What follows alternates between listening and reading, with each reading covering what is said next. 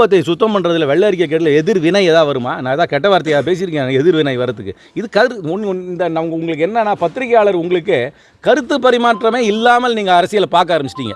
இதுக்கு ஆரோக்கியமான கருத்து பரிமாற்றத்தை நான் முன்வைக்கிறது உங்களுக்கு புதுமையாக தெரிகிறது. இல்லை சார், கூட்டணி கட்சிகள் கேட்க வேண்டிய கேள்வி, எதிர்கட்சி கேட்க வேண்டிய கேள்வி, கூட்டணி கட்சி அப்படியெல்லாம் ஒன்றும் கிடையாது. அரசியல் நான் வந்து ஒரு பிரதிநிதி, நான் ஒரு மக்கள் பிரதிநிதி. நான் மக்கள் பிரதிநிதியாக இருக்கும்போது மக்களுக்கு சம்மந்தப்பட்ட எந்த விஷயத்தை வேணாலும் ஏற்றலாம். ஏன் கல்கட்டாவில் ரேப் நடந்தாக்க இங்கே வந்து ஒரு நம்ம கேள்வி கேட்குறோமா இல்லையா?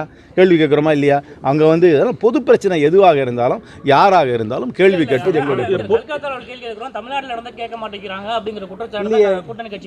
இல்லை. நான் எல்லாத்துக்கும் என்னை பொறுத்த வரைக்கும் என் பொது விஷயத்தில் என்னுடைய கவனத்துக்கு வருகின்ற என்ன பொது விஷயமாக இருந்தாலும் என்னுடைய கருத்தை ஆழமாக, தெளிவாக, நாகரீகமாக எல்லா காலகட்டத்திலும் பதிவு செய்து கொண்டு தான் இருக்கிறேன். பொதுவெளியில் கேட்டால் மன வருத்தம்னு சொல்கிறாங்க எல்லாரும். இல்லை, அது பொது வெளியில் கேட்கல. என்ன மன வருத்தம்னு எனக்கு புரியல. நான் எந்த குற்றச்சாட்டும் வைக்கவே இல்லையே. நான் குற்றச்சாட்டே வைக்கலையே. நீங்கள் வந்து விவாதம், நீங்கள் வந்து என்ன நடந்திருக்குன்னு நீங்கள் ஒரு வெள்ளை அறிக்கை கொடுங்க தான் நான் கேட்டிருக்கேன். நான் குற்றச்சாட்டே வைக்கலையே. மன வருத்தம் வரதுக்கு ஒன்றுமே இல்லையே.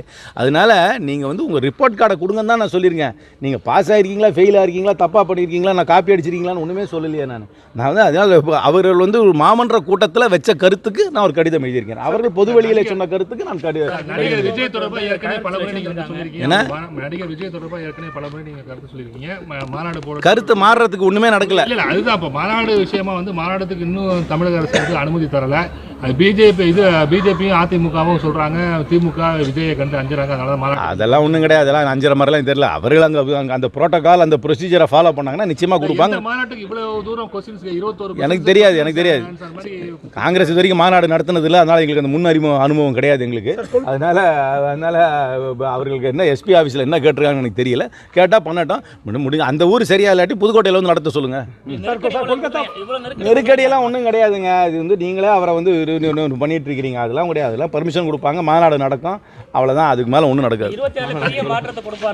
என்ன கொள்கை நான் முன்னாடியே சொல்லியிருக்கேன், உங்ககிட்டே நான் சொல்லியிருக்கேன். இன்னைக்கு வரைக்கும் சரி, மாநாடு நடக்கட்டும், கொள்கையை சொல்லட்டும், அதுக்கப்புறம் அந்த கேள்வி கேளுங்க.